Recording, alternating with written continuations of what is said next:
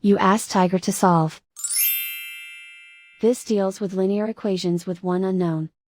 The final result is p equals -16. Let's solve it step by step.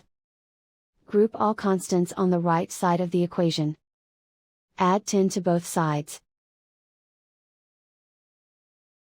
Group like terms. Simplify the arithmetic.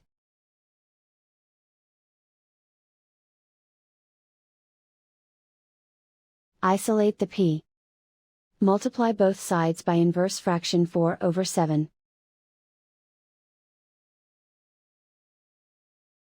Group like terms. Multiply the coefficients.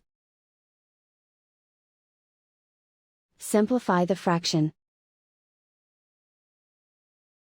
Multiply the fractions. Simplify the arithmetic. And so the final result is p equals -16.